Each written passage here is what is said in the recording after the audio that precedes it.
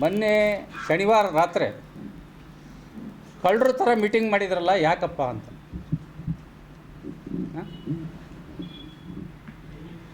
ರಾತ್ರಿ 10 ಗಂಟೆಗೆ ಯಾಕೆ ಕಳ್ಳರ ಥರ ಮೀಟಿಂಗ್ ಮಾಡಿದ್ರಿ?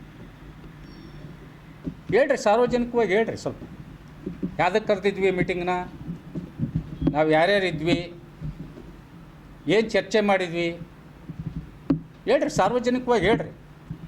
ಯಾಕೆ ಮೀಟಿಂಗ್ ಕರೆದಿದ್ವಿ? ದುರ್ಗಾಂಬಿಕಾ ದೇವಸ್ಥಾನದೊಳಗೆ, ಅದು ಅಲ್ಲಿ ದೇವಸ್ಥಾನದೊಳಗೆ ಇನ್ನಿ ಹೆಂಗಪ್ಪ ಅಂದರೆ ಆ ದೇವಸ್ಥಾನನ ಪವಿತ್ರತೆನೇ ಹಾಳು ಮಾಡ್ತಾ ಇದ್ದಾರೆ. ಬಾಯಿಗೆ ಬಂದಂಗೆ ಬೈತಾ ಇದ್ದಾರೆ ದೇವಸ್ಥಾನದ ಒಳಗಡೆ. ನೀವೇ ಹೇಳಿದಿರಲ್ಲಪ್ಪ, ದೇವಸ್ಥಾನದಲ್ಲಿ ಬಂಗಾರ ಕಳುವಾಗಿದೆ.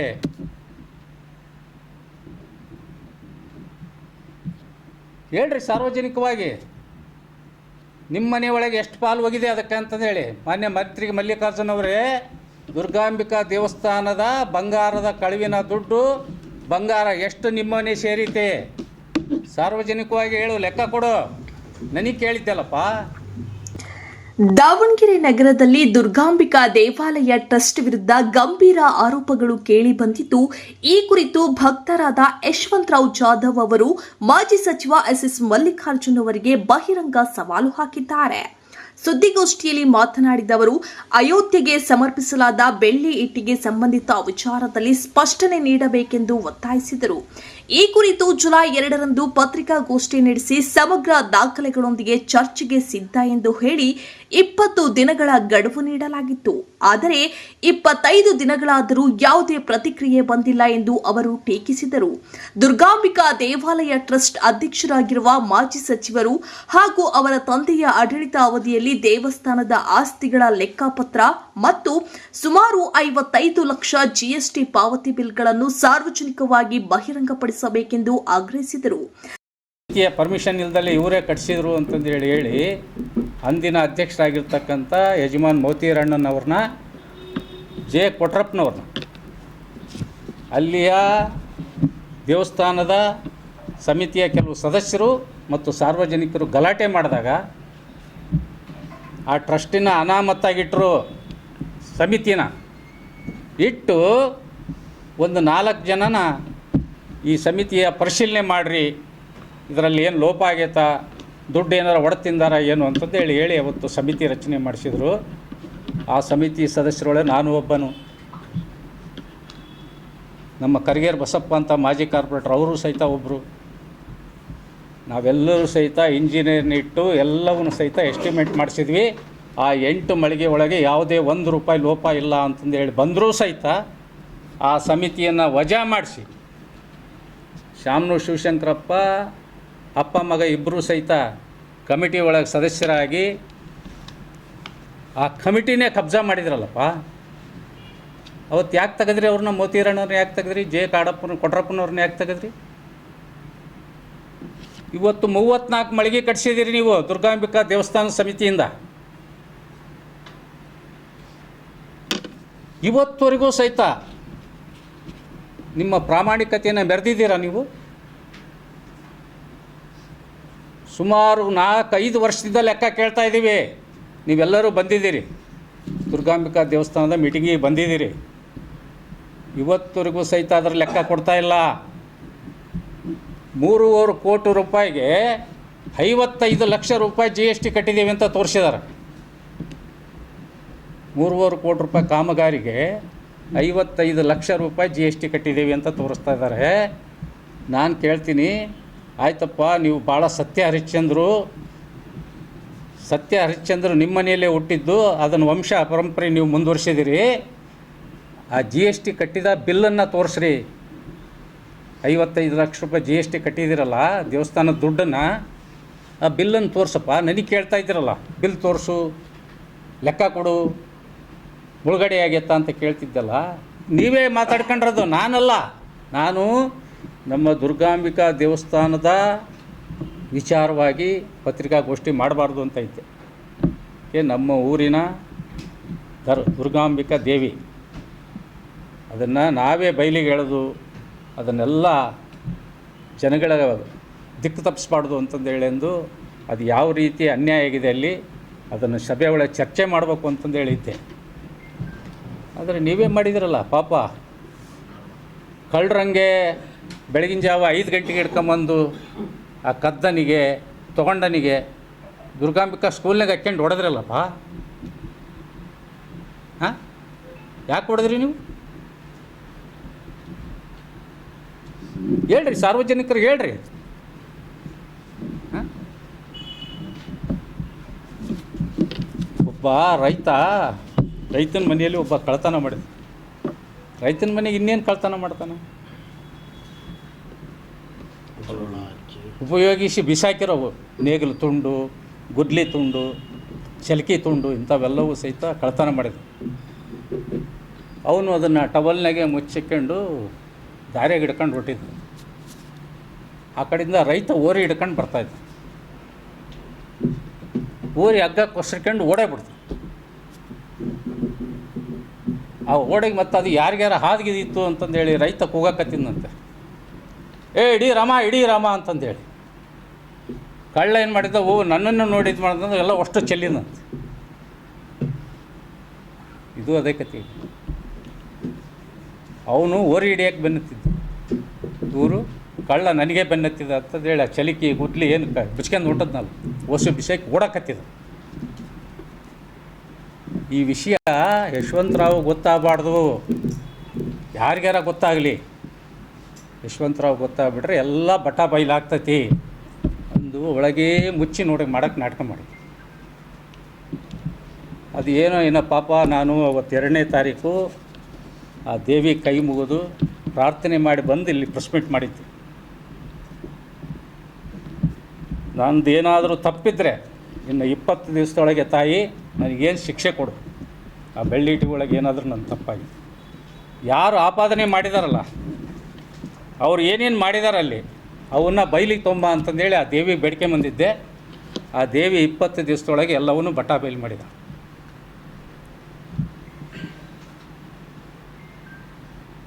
ಇದು ಬಾಪೂಜಿ ವಿದ್ಯಾಸಂಸ್ಥೆ ಅಲ್ಲಪ್ಪ, ಮಲ್ಲಿಕಾರ್ಜುನ್ ಅವರೇ. ಪಾಪ ಕಟ್ಟಿದ್ರು ಅವರು, ಪುಣ್ಯಾತಂದ್ರು. ಮಾಗನೂರು ಬಸಪ್ಪನವರು, ರಾಜನಹಳ್ಳಿ ಮಧುರಾಯಪ್ಪನವರು, ಎಸ್ ಕೊಟ್ರ ಬಸಪ್ಪನವರು, ಈಶ್ವರಪ್ಪನವ್ರು, ಕೊಂಡಜ್ಜಿ ಈಶ್ವರಪ್ಪನವ್ರು. ಇಲ್ಲಿ ಅವ್ರ ಮಗ ಇಲ್ಲೇ ಕುಂತ. ಯಾರದಾರ ಈಗ ಅದ್ರಾಗೆ? ಯಾರದಾರ ಇದ್ರಾಗೆ ಬಾಪೂಜಿ ಸಂಸ್ಥೆ ಒಳಗೆ ಯಾರು ಇದಾರ? ಮೆಂಬರ್ ಇದಾರ? ಇವ್ರ ಫ್ಯಾಮಿಲಿ ಯಾರು ಇದಾರ? ಈಗ ಹೆಸರು ಹೇಳಿದ್ನಲ್ಲಿ ಇವ್ರ ಫ್ಯಾಮಿಲಿ ಯಾರು ಇದಾರೆ? ಯಾರೋ ಸಂಪಣ್ಣ ಮುತಾಲಿಕ್ ಅಂತ ಅವರ ಸಂಸ್ಥೆಗೆ ಕೆಲಸ ಮಾಡೋಕ್ಕೆ ಬಂದವನು. ಅವ್ನು ಇನ್ನು ಎಷ್ಟರ ಮಟ್ಟಿಗೆ ಲೆಕ್ಕ ಕೇಳಬಲ್ಲ ಬಾಪೂಜಿ ಸಂಸ್ಥೆ ಒಳಗೆ. ಹಾಂ,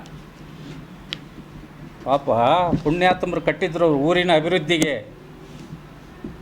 ನಮ್ಮ ನಾಡಿನ ಅಭಿವೃದ್ಧಿಗೆ, ಬಡ ಮಕ್ಕಳಿಗೋಸ್ಕರ. ದಾವಣಗೆರೆಯಲ್ಲಿ ಇರ್ತಕ್ಕಂಥ, ದಾವಣಗೆರೆ ಜಿಲ್ಲೆಗೆ ಇರ್ತಕ್ಕಂಥವ್ರಿಗೆ ಬರೀ 5,000 ರೂಪಾಯಿಗೆ ಒಂದು ಮೆಡಿಕಲ್ ಸೀಟ್ ಕೊಟ್ಟಾರ ಅವಾಗ. ಹೊರಗಡೆ ರಾಜ್ಯದವರಿಗೆ 10,000 ರೂಪಾಯಿ, ವಿದೇಶದಿಂದ ಬಂದವರಿಗೆ 15,000 ರೂಪಾಯಿ. ಇವತ್ತು ನನ್ನ ಹತ್ರ ಪುಸ್ತಕ ಇದೆ ಎಷ್ಟು ಫೀಸ್ ಇಟ್ಟಿದ್ವಿ ಅಂತಂದೇಳಿ. ಏನು ಬಾಪೂಜಿ ಸಂಸ್ಥೆ ಮಾಡಿದೆಯಾ? ದುರ್ಗಾಂಬಿಕಾ ದೇವಸ್ಥಾನನ ನಿಮ್ಮ ಮನೆ ಆಸ್ತಿ ಮಾಡ್ಕೊಂಡಿದೆಯಾ? ಸಾರ್ವಜನಿಕರದಿದು. ನೀವು ಸಾಮೂಹಿಕವಾಗಿ ರಾಜೀನಾಮೆ ಕೊಡೋ ತನಕ ಬಿಡಲ್ಲ. ಇದ್ರ ಹೋರಾಟ ಮಾಡೇ ಮಾಡ್ತೀವಿ. ಭಾಳ ಎಚ್ಚರಿಕೆಯಿಂದ ಮಾತಾಡ್ರು. ಯಶವಂತರಾವ್ ಬಗ್ಗೆ ಆಗಲಿ, ನಮ್ಮ ಟೀಮಿನ ಬಗ್ಗೆ ಆಗಲಿ, ಯಾರ ಬಗ್ಗೆ ಆಗಲಿ ಮಾತಾಡಬೇಕಾದ್ರೆ ಭಾಳ ಎಚ್ಚರಿಕೆಯಿಂದ ಮಾತಾಡು ಮಲ್ಲಿಕಾರ್ಜುನ್ ಅವರೇ ಅಂತಂದು ಹೇಳಲಿಕ್ಕೆ ಬಯಸ್ತೀನಿ. ನಾನು ಸಗಣಿ ಮೇಲೆ, ಬೇಸಿಗೆ ಮೇಲೆ ಬಿದ್ದ ರೊಕ್ಕ ತೊಗೊಂಡು ಜೀವನ ಮಾಡೋ ಪರಿಸ್ಥಿತಿ ನನಗೆ ದೇವ್ರು ಇಟ್ಟಿಲ್ಲ. ಇವತ್ತಿಗೂ ಸಹಿತ ನಾನು ಫುಲ್ ಟೈಮ್ ರಾಜಕಾರಣಿ ಅಲ್ಲ, ಹವ್ಯಾಸಿ ಕಲಾವಿದ. ನಾನು ವೃತ್ತಿ ರಂಗಭೂಮಿ ಕಲಾವಿದರು ಅಂತ ಇರ್ತಾರೆ, ಹವ್ಯಾಸಿ ಕಲಾವಿದರು ಅಂತ ಇರ್ತಾರೆ. ನಾನು ಹವ್ಯಾಸಿ ಕಲಾವಿದ, ವೃತ್ತಿ ರಂಗಭೂಮಿ ಕಲಾವಿದ. ನಾನು 24x ರಾಜಕಾರಣ ಅಲ್ಲ. ನಂದು ಮೊದಲು ನನ್ನ ಹೊಟ್ಟೆ ಪಾಡಿ ನಾನು ಜೀವನ ಮಾಡ್ತೀನಿ, ದುಡಿಮೆ ಮಾಡ್ತೀನಿ. ನನಗೆ ರಾಜಕಾರಣ ಅನ್ನೋದು ಒಂದು ಹವ್ಯಾಸ, ಅದರಲ್ಲಿ ರಾಜಕಾರಣ ಮಾಡ್ತಾಯಿದ್ದೆ. ನಿಮ್ಮಂಗೆ ಹೊಟ್ಟೆ ಪಾಡಿಗಾಗಿ ರಾಜಕಾರಣ ಮಾಡ್ತಾಯಿದ್ದೀರಲ್ಲ, ಏನೇನು ಮಾಡಿದ್ದೀರಲ್ಲ ಹಗರಣ. ದುರ್ಗಾಂಬಿಕಾ ದೇವಸ್ಥಾನದಲ್ಲಿ ಹಿಂದೆ ಏನೇನು ಮಾಡಿದ್ವಿ, ಈಗಲ್ಲ ಏನು ಮಾಡಿದ್ದೀರಲ್ಲ, ಈ ಕಳ್ತನದ ಬಯಲಿಗೆ ಬಂದತ್ತಲ್ಲ, ಇದೆಲ್ಲ ಇದರಿಂದ ಎಷ್ಟೆಷ್ಟು ಹಗರಣಗಳಾಗಿದ್ದಾವೆ ಅಂತಕ್ಕಂಥದ್ದು ಎಲ್ಲ ಪಟ್ಟಿ ಸಮೇತ ನಾನು ಕೊಡಲಾ? ಹಾಂ, ತಾಕತ್ತಿದ್ರೆ ಬರ್ತೀರಾ ನೀವು ಚರ್ಚೆಗೆ? ಕರೀರಿ. ಈಗ ನೀವೇ ದುರ್ಗಾಂಬಿಕಾ ದೇವಸ್ಥಾನದ ಇದೇನು ನಮ್ಮ ಸ್ಮಾರ್ಟ್ ಸಿಟಿಯಿಂದ ಕಲ್ಯಾಣ ಮಂಟಪ ಕಟ್ಸಿದ್ರಲ್ಲಪ್ಪ, ಕರೀರಿ. ಇಡೀ ದಾವಣಗೆರೆ ಜನನ ಕರೀರಿ, ನಮ್ಮೆಲ್ಲ ಪತ್ರಿಕಾ ಮಿತ್ರರನ್ನು ಕರೀರಿ. ಅವ್ರ ಸಮ್ಮುಖದಾಗೆ ಚರ್ಚೆ ಆಗಲಿ ನಿಮ್ಮೆಲ್ಲ ಟ್ರಸ್ಟಿಗಳ ಹಣೆ ಬರ ಏನು ಅಂತಕ್ಕಂಥ.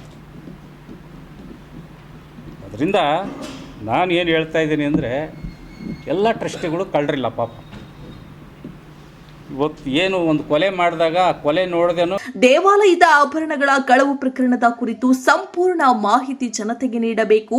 ಇದುವರೆಗೆ ನಡೆದ ಅಕ್ರಮಗಳ ಕುರಿತು ಯಾವುದೇ ತನಿಖೆ ನಡೆಯದಿರುವುದು ಮತ್ತು ಸಂಬಂಧಪಟ್ಟವರ ವಿರುದ್ಧ ಕ್ರಮ ಕೈಗೊಳ್ಳದಿರುವುದರ ಬಗ್ಗೆ ಸ್ಪಷ್ಟನೆ ನೀಡಬೇಕೆಂದು ಒತ್ತಾಯಿಸಿದರು. ಟ್ರಸ್ಟ್ನ ಎಲ್ಲಾ ಸದಸ್ಯರು ನೈತಿಕ ಹೊಣೆ ಹೊತ್ತು ರಾಜೀನಾಮೆ ನೀಡಬೇಕು. ನಂತರ ಪುನಃ ಆಯ್ಕೆ ಪ್ರಕ್ರಿಯೆ ನಡೆಸಬೇಕು. ಇಲ್ಲವಾದಲ್ಲಿ ದುರ್ಗಾಂಬಿಕಾ ದೇವಿಯ ಮುಂದೆ ಪ್ರಮಾಣ ಮಾಡಿ ಸತ್ಯವನ್ನ ಹೊರತರುವಂತೆ ಸವಾಲು ಹಾಕಿದ್ದರು. ಇದೇ ವೇಳೆ ಎಲ್ಲ ಟ್ರಸ್ಟಿಗಳು ತಪ್ಪಿತಸ್ಥರಲ್ಲದಿದ್ದರೂ ಕೆಲವು ವ್ಯಕ್ತಿಗಳೇ ಪ್ರಮುಖ ಕಾರಣರಾಗಿದ್ದಾರೆ. ಈ ಬಗ್ಗೆ ಸಮಗ್ರ ತನಿಖೆ ನಡೆಸಬೇಕೆಂದು ಹೇಳಿದರು. ಕಳೆದ ಹಲವು ವರ್ಷಗಳಿಂದ ಲೆಕ್ಕಪತ್ರ ಕೇಳಿದರೂ ಯಾವುದೇ ಸ್ಪಷ್ಟನೆ ನೀಡಿಲ್ಲ ಎಂದು ಆರೋಪಿಸಿದರು. ಏನು ಅಭ್ಯಂತರ? ಅದರಿಂದ ಇಷ್ಟು ಹೇಳಿ ನೀವೇನಾದ್ರೂ ಕೇಳೋದಿದ್ರೆ ಕೇಳಬಹುದು. ಮೊನ್ನೆ ಶನಿವಾರ ರಾತ್ರಿ ಕಳ್ಳರ ಥರ ಮೀಟಿಂಗ್ ಮಾಡಿದ್ರಲ್ಲ, ಯಾಕಪ್ಪ ಅಂತ.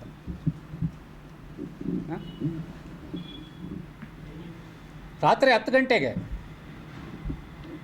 ಯಾಕೆ ಕಳ್ಳರ ಥರ ಮೀಟಿಂಗ್ ಮಾಡಿದ್ರಿ? ಹೇಳ್ರಿ, ಸಾರ್ವಜನಿಕವಾಗಿ ಹೇಳ್ರಿ. ಸ್ವಲ್ಪ ಯಾವುದಕ್ಕೆ ಕರೆದಿದ್ವಿ ಮೀಟಿಂಗ್ನ, ನಾವು ಯಾರ್ಯಾರು ಇದ್ವಿ, ಏನು ಚರ್ಚೆ ಮಾಡಿದ್ವಿ, ಹೇಳ್ರಿ, ಸಾರ್ವಜನಿಕವಾಗಿ ಹೇಳ್ರಿ. ಯಾಕೆ ಮೀಟಿಂಗ್ ಕರೆದಿದ್ವಿ? ದುರ್ಗಾಂಬಿಕಾ ದೇವಸ್ಥಾನದೊಳಗೆ, ಅದು ಅಲ್ಲಿ ದೇವಸ್ಥಾನದೊಳಗೆ ಸುಮ್ಮನೆ ಹೆಂಗಪ್ಪ ಅಂದರೆ ಆ ದೇವಸ್ಥಾನನ ಪವಿತ್ರತೆನೇ ಹಾಳು ಮಾಡ್ತಾ ಇದ್ದಾರೆ. ಬಾಯಿಗೆ ಬಂದಂಗೆ ಬೈತಾ ಇದ್ದಾರೆ ದೇವಸ್ಥಾನದ ಒಳಗಡೆ. ನೀವೇ ಹೇಳಿದಿರಲ್ಲಪ್ಪ, ದೇವಸ್ಥಾನದಲ್ಲಿ ಬಂಗಾರ ಕಳುವಾಗಿದೆ.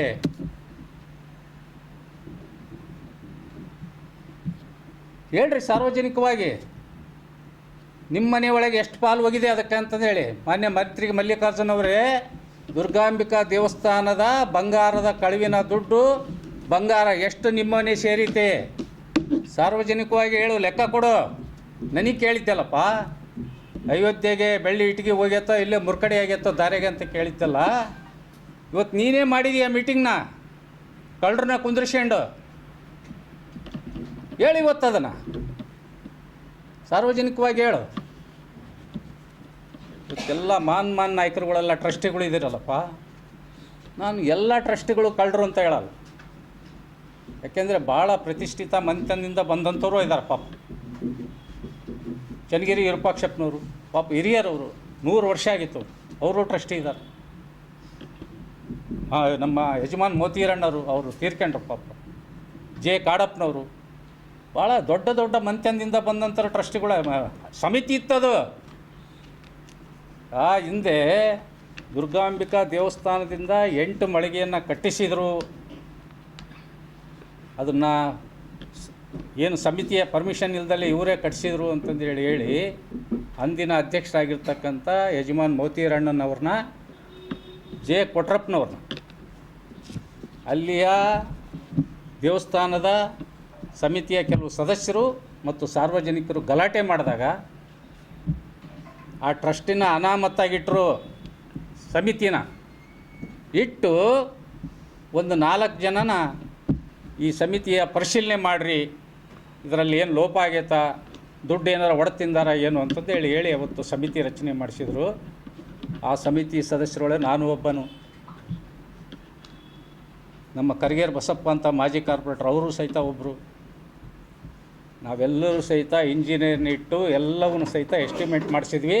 ಆ 8 ಮಳಿಗೆ ಒಳಗೆ ಯಾವುದೇ ₹1 ಲೋಪ ಇಲ್ಲ ಅಂತಂದು ಹೇಳಿ ಬಂದರೂ ಸಹಿತ ಆ ಸಮಿತಿಯನ್ನು ವಜಾ ಮಾಡಿಸಿ ಶಾಮನೂರು ಶಿವಶಂಕರಪ್ಪ ಅಪ್ಪ ಮಗ ಇಬ್ಬರೂ ಸಹಿತ ಕಮಿಟಿ ಒಳಗೆ ಸದಸ್ಯರಾಗಿ ಆ ಕಮಿಟಿನೇ ಕಬ್ಜಾ ಮಾಡಿದ್ರಲ್ಲಪ್ಪ. ಅವತ್ತು ಯಾಕೆ ತೆಗೆದ್ರಿ ಅವ್ರನ್ನ? ಮೋತಿರಣ್ಣವ್ರನ್ನ ಯಾಕೆ ತೆಗೆದ್ರಿ? ಕೊಟ್ರಪ್ಪನವ್ರನ್ನ ಯಾಕೆ ತೆಗೆದ್ರಿ? ಇವತ್ತು 34 ಮಳಿಗೆ ಕಟ್ಸಿದ್ದೀರಿ ನೀವು ದುರ್ಗಾಂಬಿಕಾ ದೇವಸ್ಥಾನ ಸಮಿತಿಯಿಂದ. ಇವತ್ತುವರೆಗೂ ಸಹಿತ ನಿಮ್ಮ ಪ್ರಾಮಾಣಿಕತೆಯನ್ನು ಮೆರೆದಿದ್ದೀರಾ ನೀವು? ಸುಮಾರು 4-5 ವರ್ಷದಿಂದ ಲೆಕ್ಕ ಕೇಳ್ತಾ ಇದ್ದೀವಿ. ನೀವೆಲ್ಲರೂ ಬಂದಿದ್ದೀರಿ, ದುರ್ಗಾಂಬಿಕಾ ದೇವಸ್ಥಾನದ ಮೀಟಿಂಗಿಗೆ ಬಂದಿದ್ದೀರಿ. ಇವತ್ತುವರೆಗೂ ಸಹಿತ ಅದರ ಲೆಕ್ಕ ಕೊಡ್ತಾ ಇಲ್ಲ. 3.5 ಕೋಟಿ ರೂಪಾಯಿಗೆ 55 ಲಕ್ಷ ರೂಪಾಯಿ GST ಕಟ್ಟಿದ್ದೀವಿ ಅಂತ ತೋರಿಸಿದ್ದಾರೆ. 3.5 ಕೋಟಿ ರೂಪಾಯಿ ಕಾಮಗಾರಿಗೆ 55 ಲಕ್ಷ ರೂಪಾಯಿ GST ಕಟ್ಟಿದ್ದೀವಿ ಅಂತ ತೋರಿಸ್ತಾ ಇದ್ದಾರೆ. ನಾನು ಕೇಳ್ತೀನಿ, ಆಯ್ತಪ್ಪ, ನೀವು ಭಾಳ ಸತ್ಯ ಹರಿಶ್ಚಂದ್ರು ನಿಮ್ಮ ಮನೆಯಲ್ಲೇ ಹುಟ್ಟಿದ್ದು, ಅದನ್ನು ವಂಶ ಪರಂಪರೆ ನೀವು ಮುಂದುವರಿಸಿದಿರಿ. ಆ GST ಕಟ್ಟಿದ ಬಿಲ್ಲನ್ನು ತೋರಿಸ್ರಿ. 55 ಲಕ್ಷ ರೂಪಾಯಿ GST ಕಟ್ಟಿದ್ದೀರಲ್ಲ ದೇವಸ್ಥಾನದ ದುಡ್ಡನ್ನು, ಆ ಬಿಲ್ಲನ್ನು ತೋರಿಸಪ್ಪ. ನನಗೆ ಕೇಳ್ತಾ ಇದ್ದೀರಲ್ಲ, ಬಿಲ್ ತೋರಿಸು, ಲೆಕ್ಕ ಕೊಡು, ಮುಳುಗಡೆ ಆಗೈತಾ ಅಂತ ಕೇಳ್ತಿದ್ದಲ್ಲ. ನೀವೇ ಮಾತಾಡ್ಕೊಂಡ್ರದು, ನಾನಲ್ಲ. ನಾನು ನಮ್ಮ ದುರ್ಗಾಂಬಿಕಾ ದೇವಸ್ಥಾನದ ವಿಚಾರವಾಗಿ ಪತ್ರಿಕಾಗೋಷ್ಠಿ ಮಾಡಬಾರ್ದು ಅಂತ ಇದ್ದೆ. ನಮ್ಮ ಊರಿನ ದುರ್ಗಾಂಬಿಕಾ ದೇವಿ, ಅದನ್ನು ನಾವೇ ಬಯಲಿಗೆ ಎಳೆದು ಅದನ್ನೆಲ್ಲ ಜನಗಳ ದಿಕ್ಕು ತಪ್ಪಿಸ್ಬಾರ್ದು ಅಂತಂದೇಳೆಂದು, ಅದು ಯಾವ ರೀತಿ ಅನ್ಯಾಯ ಆಗಿದೆ ಅಲ್ಲಿ ಅದನ್ನು ಸಭೆ ಒಳಗೆ ಚರ್ಚೆ ಮಾಡಬೇಕು ಅಂತಂದು ಹೇಳಿದ್ದೆ. ಆದರೆ ನೀವೇ ಮಾಡಿದಿರಲ್ಲ ಪಾಪ. ಕಳ್ಳರಂಗೆ ಬೆಳಗಿನ ಜಾವ 5 ಗಂಟೆಗೆ ಹಿಡ್ಕೊಂಬಂದು ಆ ಕದ್ದನಿಗೆ ತೊಗೊಂಡನಿಗೆ ದುರ್ಗಾಂಬಿಕಾ ಸ್ಕೂಲ್ನಾಗ ಹಾಕ್ಕೊಂಡು ಹೊಡೆದ್ರಲ್ಲಪ್ಪ. ಹಾಂ, ಯಾಕೆ ಹೊಡೆದ್ರಿ ನೀವು? ಹೇಳ್ರಿ, ಸಾರ್ವಜನಿಕರಿಗೆ ಹೇಳ್ರಿ.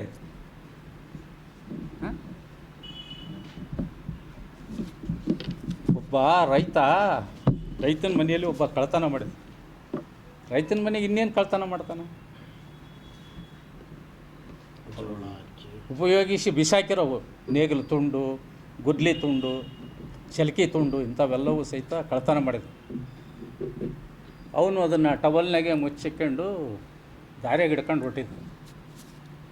ಆ ಕಡೆಯಿಂದ ರೈತ ಓರಿ ಹಿಡ್ಕೊಂಡು ಬರ್ತಾಯಿದ್ದ. ಓರಿ ಹಗ್ಗ ಕೊಸ್ರಿಕೊಂಡು ಓಡಾಡ್ಬಿಡ್ತು. ಆ ಓಡೆಗೆ ಮತ್ತು ಅದು ಯಾರಿಗ್ಯಾರ ಹಾದಿಗಿದಿತ್ತು ಅಂತಂದೇಳಿ ರೈತ ಕೂಗಾಕತ್ತಿದ್ದಂತೆ, ಇಡೀ ರಾಮ ಅಂತಂದೇಳಿ. ಕಳ್ಳ ಏನು ಮಾಡಿದ್ದ, ನನ್ನನ್ನು ನೋಡಿದ್ದು ಮಾಡಿದ್ರೆ ಎಲ್ಲ ಅಷ್ಟು ಚೆಲ್ಲಿದಂತೆ. ಇದು ಅದೇ ಕತೆ. ಅವನು ಓರಿ ಹಿಡಿಯೋಕ್ಕೆ ಬೆನ್ನತ್ತಿದ್ದ, ಇವರು ಕಳ್ಳ ನನಗೆ ಬೆನ್ನತ್ತಿದ ಅಂತಂದೇಳಿ ಆ ಚಲಿಕಿ ಗುದ್ಲಿ ಏನು ಬಿಚ್ಕೊಂಡು ಹೊಂಟದ್ನಲ್ಲ, ಓಸು ಬಿಸಾಕಿ ಓಡಾಕತ್ತಿದ.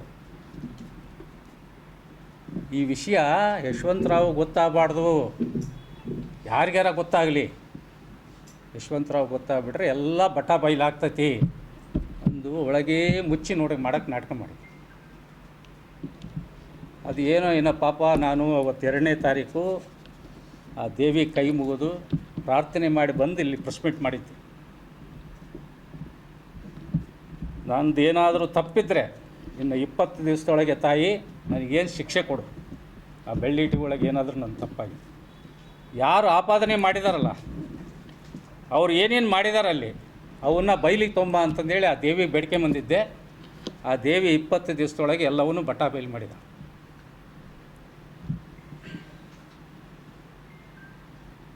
ಇದು ಬಾಪೂಜಿ ವಿದ್ಯಾಸಂಸ್ಥೆ ಅಲ್ಲಪ್ಪ, ಮಲ್ಲಿಕಾರ್ಜುನವರೇ. ಪಾಪ ಕಟ್ಟಿದ್ರು ಅವರು ಪುಣ್ಯಾತ್ಮರು. ಮಾಗನೂರು ಬಸಪ್ಪನವರು, ರಾಜನಹಳ್ಳಿ ಮಧುರಾಯಪ್ಪನವರು, ಕೊಟ್ರ ಬಸಪ್ಪನವರು, ಈಶ್ವರಪ್ಪನವ್ರು, ಕೊಂಡಜ್ಜಿ ಈಶ್ವರಪ್ಪನವ್ರು. ಇಲ್ಲಿ ಅವ್ರ ಮಗ ಇಲ್ಲೇ ಕುಂತ. ಯಾರದಾರ ಈಗ ಅದ್ರಾಗೆ? ಯಾರದಾರ ಇದ್ರಾಗೆ ಬಾಪೂಜಿ ಸಂಸ್ಥೆ ಒಳಗೆ ಯಾರು ಇದಾರ? ಮೆಂಬರ್ ಇದ್ದಾರ? ಇವ್ರ ಫ್ಯಾಮಿಲಿ ಯಾರು ಇದ್ದಾರ? ಈಗ ಹೆಸರು ಹೇಳಿದ್ನಲ್ಲಿ ಇವ್ರ ಫ್ಯಾಮಿಲಿ ಯಾರು ಇದ್ದಾರೆ? ಯಾರೋ ಸಂಪಣ್ಣ ಮುತಾಲಿಕ್ ಅಂತ ಅವರ ಸಂಸ್ಥೆಗೆ ಕೆಲಸ ಮಾಡೋಕ್ಕೆ ಬಂದವನು. ಅವ್ನು ಇನ್ನು ಎಷ್ಟರ ಮಟ್ಟಿಗೆ ಲೆಕ್ಕ ಕೇಳಬಲ್ಲ ಬಾಪೂಜಿ ಸಂಸ್ಥೆ ಒಳಗೆ. ಹಾಂ, ಪಾಪ ಪುಣ್ಯಾತ್ಮರು ಕಟ್ಟಿದ್ರು ಅವ್ರ ಊರಿನ ಅಭಿವೃದ್ಧಿಗೆ, ನಮ್ಮ ನಾಡಿನ ಅಭಿವೃದ್ಧಿಗೆ, ಬಡ ಮಕ್ಕಳಿಗೋಸ್ಕರ. ದಾವಣಗೆರೆಯಲ್ಲಿ ಇರ್ತಕ್ಕಂಥ ದಾವಣಗೆರೆ ಜಿಲ್ಲೆಗೆ ಇರ್ತಕ್ಕಂಥವ್ರಿಗೆ ಬರೀ 5,000 ರೂಪಾಯಿಗೆ ಒಂದು ಮೆಡಿಕಲ್ ಸೀಟ್ ಕೊಟ್ಟಾರ ಅವಾಗ. ಹೊರಗಡೆ ರಾಜ್ಯದವರಿಗೆ 10,000 ರೂಪಾಯಿ, ವಿದೇಶದಿಂದ ಬಂದವರಿಗೆ 15,000 ರೂಪಾಯಿ. ಇವತ್ತು ನನ್ನ ಹತ್ರ ಪುಸ್ತಕ ಇದೆ ಎಷ್ಟು ಫೀಸ್ ಇಟ್ಟಿದ್ದೀವಿ ಅಂತಂದೇಳಿ. ಏನು ಬಾಪೂಜಿ ಸಂಸ್ಥೆ ಮಾಡಿದೆಯಾ ದುರ್ಗಾಂಬಿಕಾ ದೇವಸ್ಥಾನನ? ನಿಮ್ಮ ಮನೆ ಆಸ್ತಿ ಮಾಡ್ಕೊಂಡಿದೆಯಾ? ಸಾರ್ವಜನಿಕರದಿದು. ನೀವು ಸಾಮೂಹಿಕವಾಗಿ ರಾಜೀನಾಮೆ ಕೊಡೋ ತನಕ ಬಿಡಲ್ಲ, ಇದ್ರ ಹೋರಾಟ ಮಾಡೇ ಮಾಡ್ತೀವಿ. ಭಾಳ ಎಚ್ಚರಿಕೆಯಿಂದ ಮಾತಾಡ್ರು. ಯಶವಂತರಾವ್ ಬಗ್ಗೆ ಆಗಲಿ, ನಮ್ಮ ಟೀಮಿನ ಬಗ್ಗೆ ಆಗಲಿ, ಯಾರ ಬಗ್ಗೆ ಆಗಲಿ ಮಾತಾಡಬೇಕಾದ್ರೆ ಭಾಳ ಎಚ್ಚರಿಕೆಯಿಂದ ಮಾತಾಡು ಮಲ್ಲಿಕಾರ್ಜುನ್ ಅವರೇ ಅಂತಂದು ಹೇಳಲಿಕ್ಕೆ ಬಯಸ್ತೀನಿ. ನಾನು ಸಗಣಿ ಮೇಲೆ ಏಸ್ಗೆ ಮೇಲೆ ಬಿದ್ದ ರೊಕ್ಕ ತೊಗೊಂಡು ಜೀವನ ಮಾಡೋ ಪರಿಸ್ಥಿತಿ ನನಗೆ ದೇವ್ರಿಟ್ಟಿಲ್ಲ. ಇವತ್ತಿಗೂ ಸಹಿತ ನಾನು ಫುಲ್ ಟೈಮ್ ರಾಜಕಾರಣಿ ಅಲ್ಲ, ಹವ್ಯಾಸಿ ಕಲಾವಿದ. ನಾನು ವೃತ್ತಿ ರಂಗಭೂಮಿ ಕಲಾವಿದರು ಅಂತ ಇರ್ತಾರೆ, ಹವ್ಯಾಸಿ ಕಲಾವಿದರು ಅಂತ ಇರ್ತಾರೆ. ನಾನು ಹವ್ಯಾಸಿ ಕಲಾವಿದ, ವೃತ್ತಿ ರಂಗಭೂಮಿ ಕಲಾವಿದ ಅಲ್ಲ. ನಾನು 24x ರಾಜಕಾರಣ ಅಲ್ಲ. ನಂದು ಮೊದಲು ನನ್ನ ಹೊಟ್ಟೆ ಪಾಡಿ ನಾನು ಜೀವನ ಮಾಡ್ತೀನಿ, ದುಡಿಮೆ ಮಾಡ್ತೀನಿ. ನನಗೆ ರಾಜಕಾರಣ ಅನ್ನೋದು ಒಂದು ಹವ್ಯಾಸ, ಅದರಲ್ಲಿ ರಾಜಕಾರಣ ಮಾಡ್ತಾಯಿದ್ದೆ.